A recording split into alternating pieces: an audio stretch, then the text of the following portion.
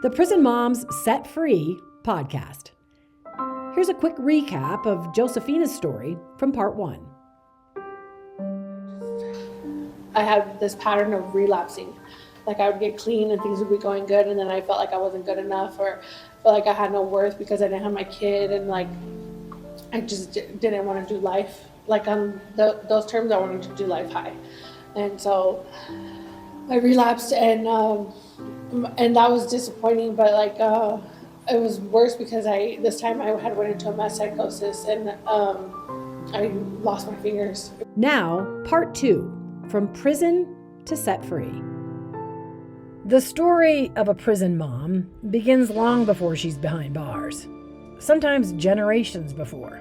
In childhood, she often faces abuse, neglect, addictions, domestic violence, and it's typical that at least one family member is in prison. Josephina Patton came from a background like that. As a little girl, she suffered abuse and neglect, which predictably led to running away, living with friends, and turning to drugs and alcohol. That desperate combination morphed into addiction, homelessness, and worse. She was a teenage girl fending for herself on the streets.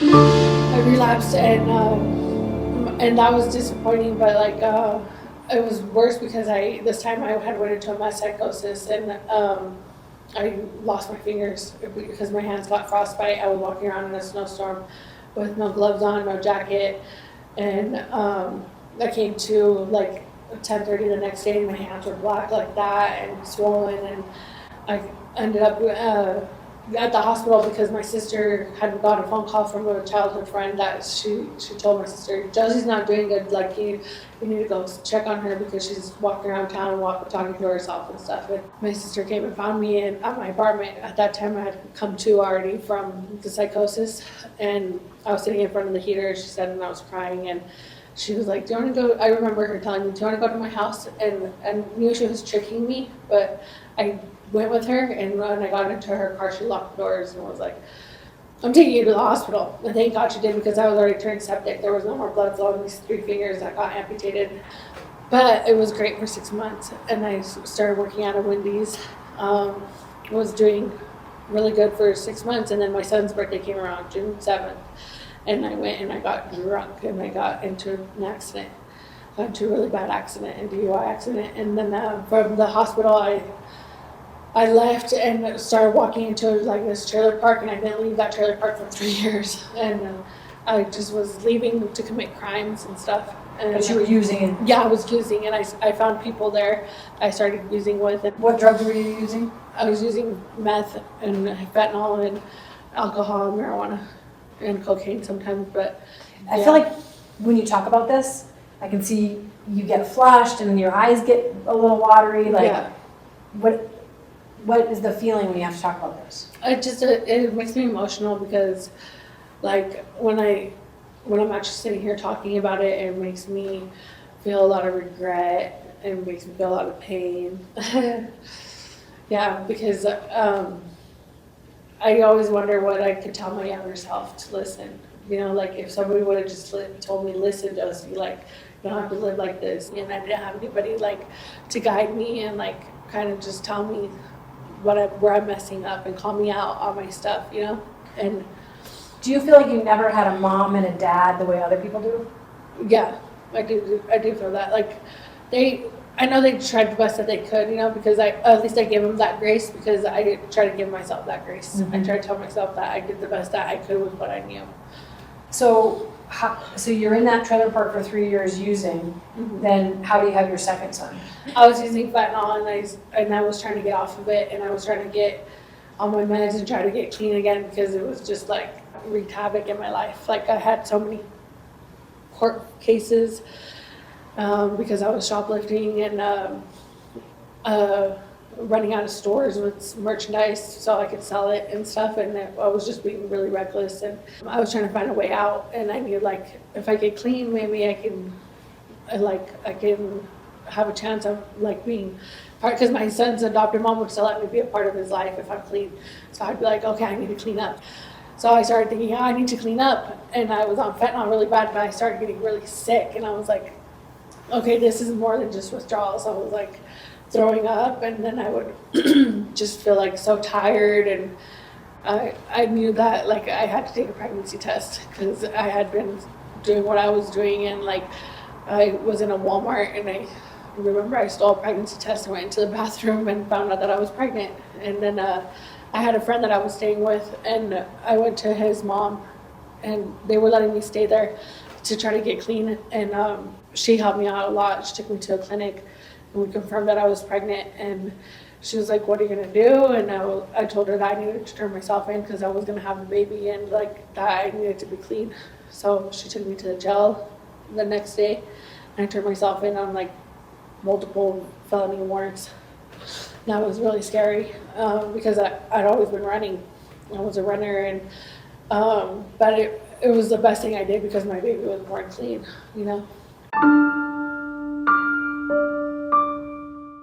And I was in custody when I had him. I was in community corrections. I ran away from community corrections because I just wanted to go get high. I didn't want to deal with my feelings, deal with the consequences of my actions, and I was running away again because I was really good at running away.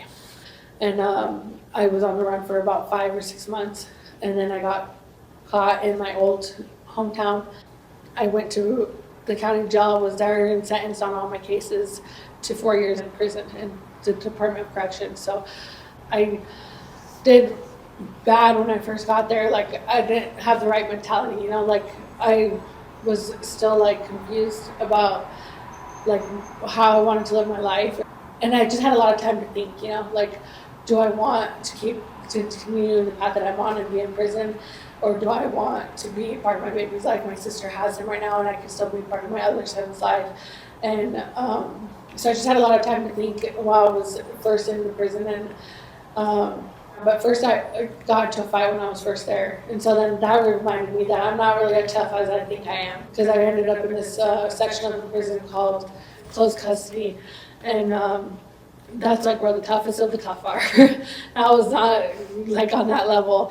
And so I was like humbled real quick, and I decided that I was going to do whatever I could to get out of there with my head up, not any more fights. And so I just minded my own business and got through that close custody. And then so from there I went into this program called Therapeutic Community because I had been working with the counselor and stuff. And from Therapeutic Community I went into programs.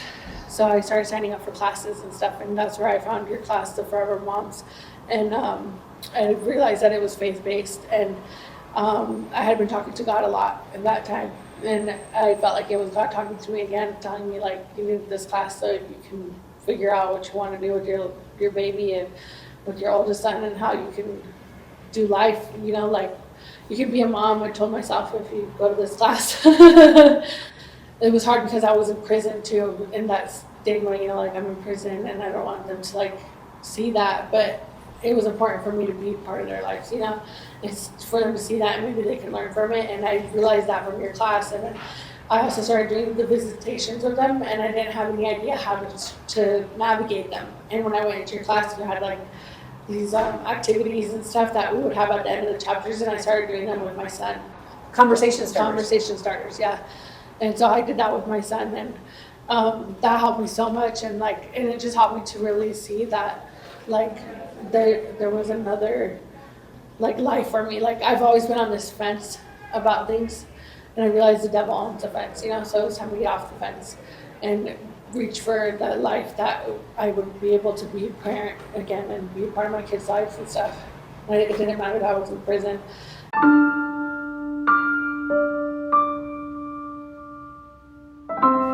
Do you think this transformation that started with your decision, with taking the Forever Moms class, with putting yourself back in your boys' lives, do you think this time it's different, the transformation?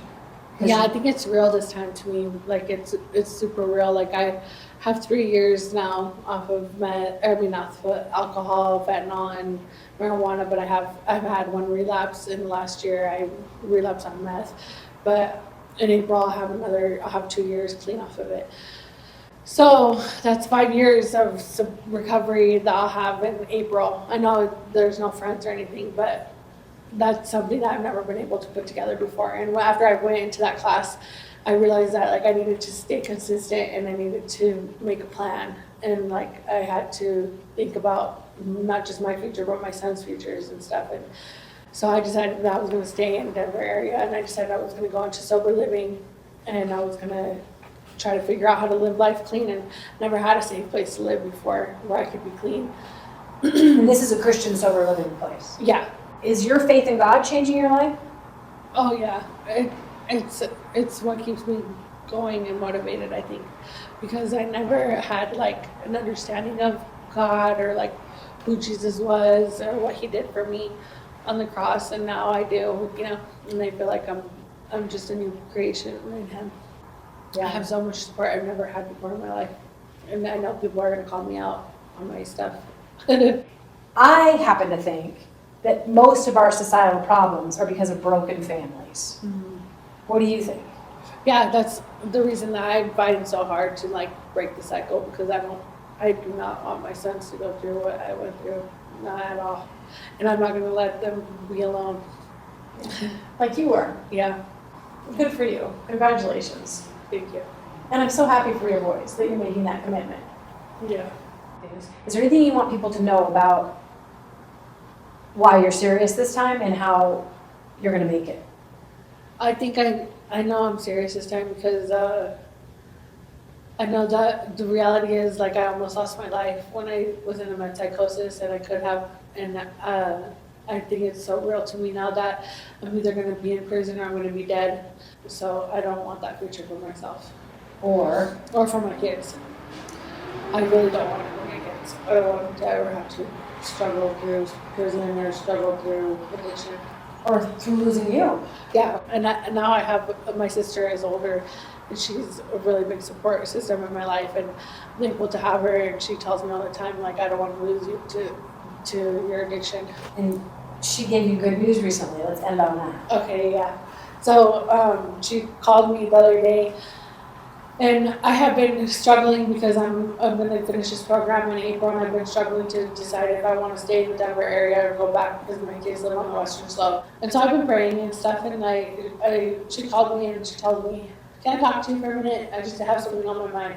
And she goes, "Well, I think that if you move back to Grand Junction, that you'd be forcing things, and you don't have to move down here just to be a part of Isaiah's life. Like, whenever you get an apartment of your own, you can have him on the weekends, every other weekend, and then on the weekends until you have a babysitter, then you can have him during the week." And I don't like mind doing that at all, like driving the distance and making sure that you guys have that reunification. And I was like, "Really? That's what you've been thinking about?" Because that's what I've been praying about.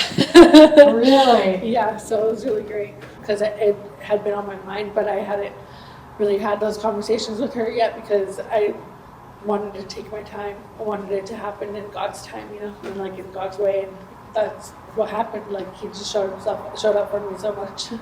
Yeah. Yeah. So it'll be you getting to be mom to Isaiah once again. Yeah. Yes. It would be great. And I've had like visits with him and stuff, and he's so cool. He's such a cool little guy. And so is Ezekiel. Yeah, Ezekiel is too. They're great. I love them, and I just want to be able to have a place where I like can cook for them, and I can like show them stuff, like we can craft or whatever, like have game nights and stuff, and just be a family, make memories. Up next on Prison Moms Set Free, Lindy's story, like it's never been told. In 2018, I lost everything. And one day I had a beautiful house, I had a beautiful car, I had a beautiful job, I had my kids, I had my life, and it was gone. All of it.